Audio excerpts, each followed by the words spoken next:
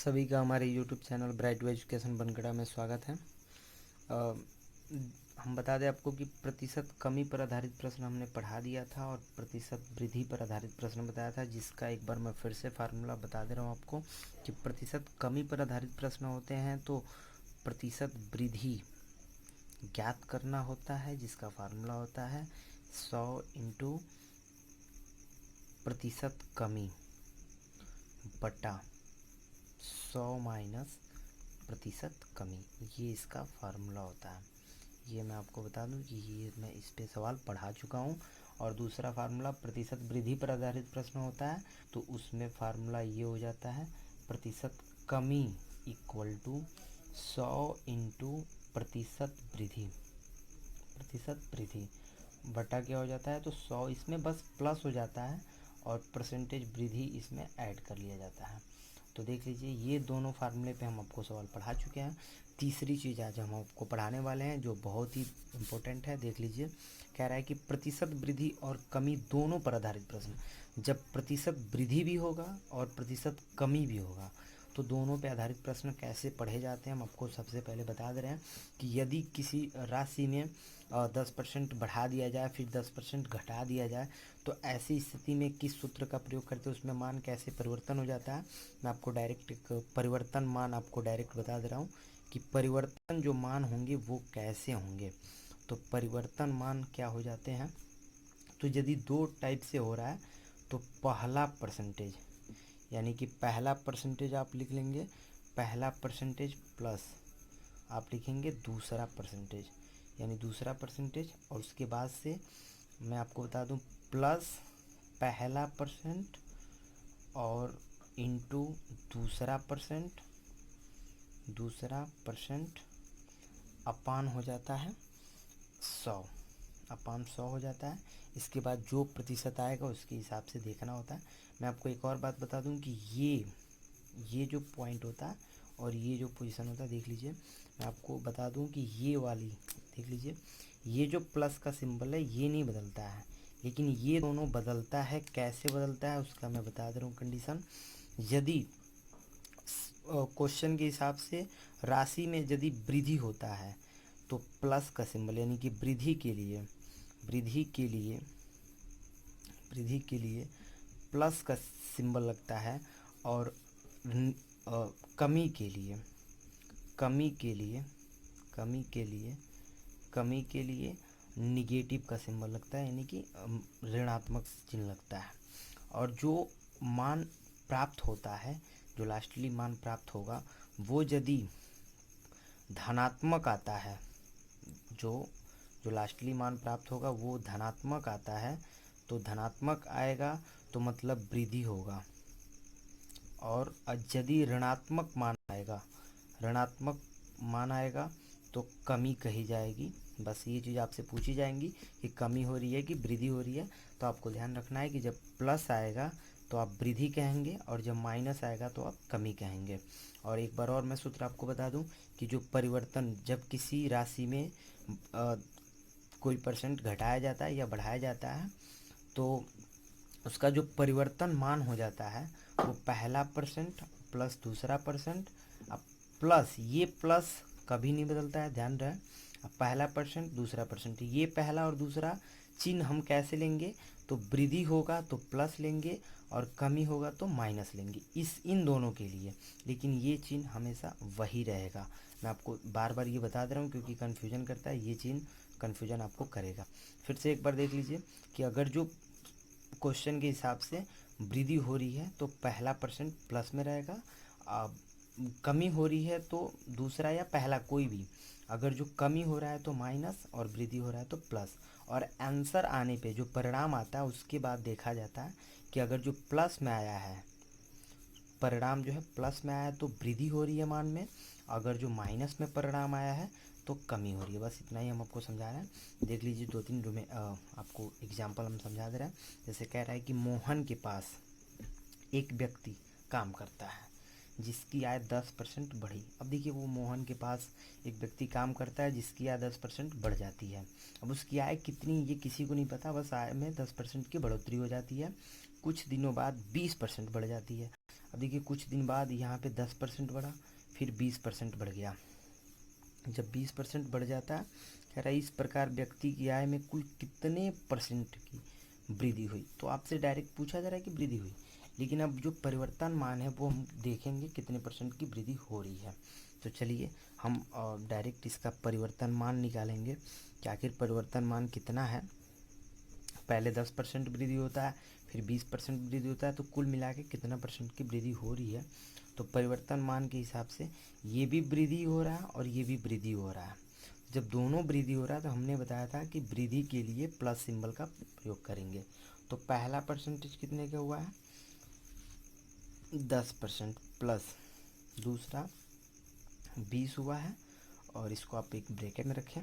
और ये सिंबल मैं पहले बोला था कि इम्पोर्टेंट सिंबल है, ये प्लस ही रहता है। और यहाँ पहला परसेंट, तो आप 10 इंटू यहाँ पे 20 बटा आप क्या लिख सकते हैं 100, 2 जीरो से 2 जीरो कट गया, 2 1 जा 2 यानी कि 2 ही होगा। 10 में 20 को ऐड करेंगे तो 30, और ये प्लस का सिंबल ये 2 है, तो इस हिसाब से 32, यानी उस जो मोहन के पास जो व्यक्ति काम करता है उसके आय में 32% की बढ़ोतरी हुई है। तो देखिए ये प्रतिशत वृद्धि और कमी दोनों पर आधारित प्रश्न पे हम आपको एक और भी बहुत सारे एग्जाम्पल बता दे रहे हैं, जिसमें हम आपको कुछ क्वेश्चन घर के लिए सॉल्व करने के लिए देंगे। और देख लीजिए, जैसे कुछ क्वेश्चन है, जैसे एक टीवी के विक्रय मूल्य 20% कम करने पर उसकी बिक्री में 80% की वृद्धि हो गई। अब देखिए एक टीवी को के विक्रय मूल्य 20% कम करने पर उसकी बिक्री में भी 80% की वृद्धि हो गई। तो कह रहा है उसकी कुल बिक्री वास्तव में कितनी प्रभावित प्रभावित होने की बात कर रहा है, मतलब आपसे पूछ रहा है कि कितनी परिवर्तन हुई। तो मैं आपको बोला था कि परिवर्तन के लिए फार्मूला होता है परिवर्तन मान इक्वल टू, आप डायरेक्ट ये लिख सकते हैं कि देख रहे हैं पहले क्या हो रहा है कम। तो कम के लिए आपको हमने बताया था कि माइनस का सिंबल प्रयोग करते हैं, फिर वृद्धि के लिए हमने आपको बताया था कि प्लस का सिंबल प्रयोग करते हैं। ये एक ब्रैकेट में हो जाता है और ये सिंबल प्लस का रहता है, उसके बाद वाले में मल्टीप्लाई होता है, सेम यही, बस मल्टीप्लाई आपको कर देना, पहला परसेंट इंटू दूसरा परसेंट बटा आपका हो जाता है 100।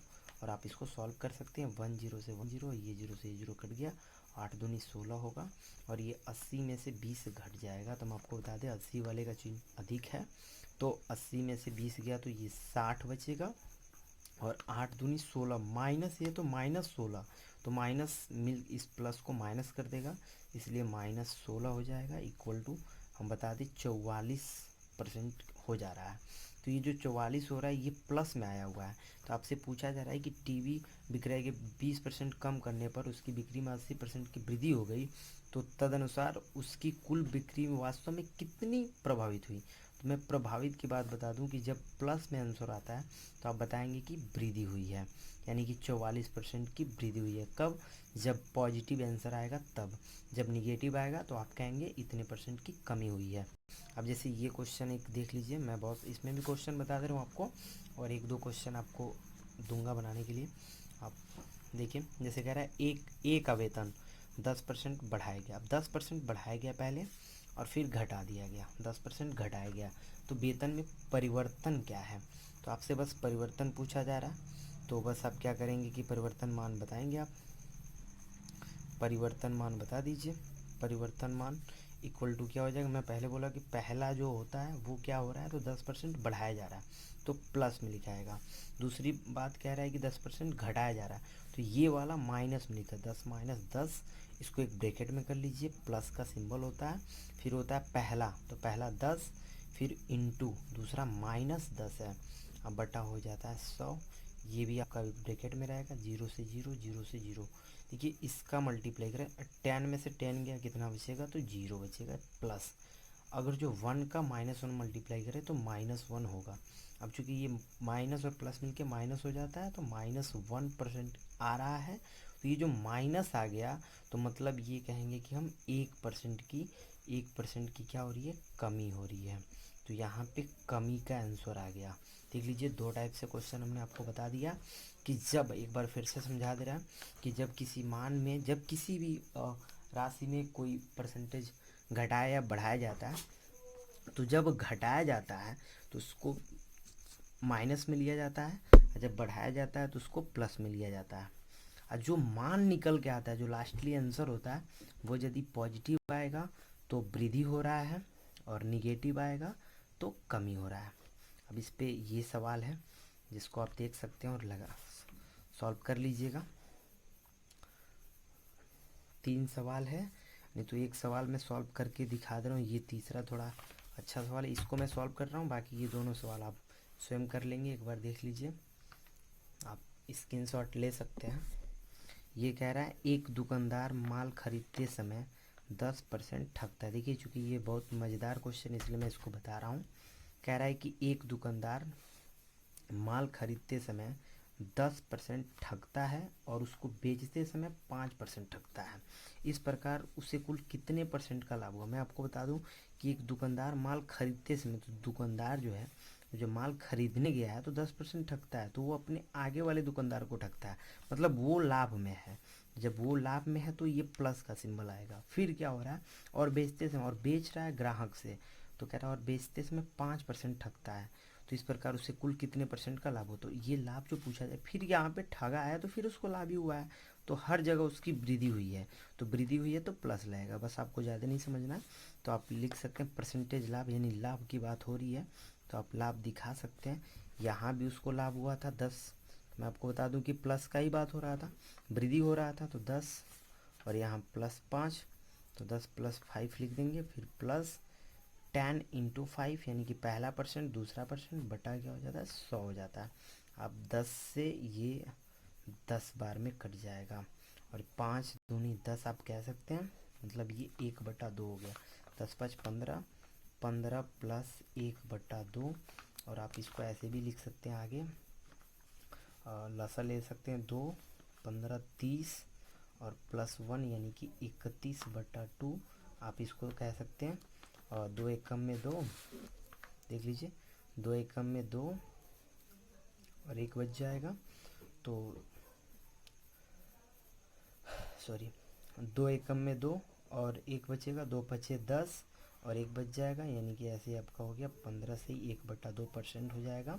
तो ये आपका ये आंसर हो गया। इतनी ये जो प्लस में आ रहा है तो मतलब लाभ ही हो रहा है। मैं आपको पहले ही बताया था कि दुकानदार माल खरीदते समय भी लाभ में हो रहा है और बेचते समय भी लाभ में हो रहा है। ठगने की बात है तो पहले दूसरे दुकानदार को ठगता है, फिर ग्राहक को ठग रहा है, तो इस प्रकार उसे लाभ कितने परसेंट हुए, तो 15 से 1/2% हो रहा है। मैं आपको बता दूं ये 2 क्वेश्चन आपको सॉल्व करना है और कमेंट में बताना है कि आपको समझ में आया कि नहीं आया।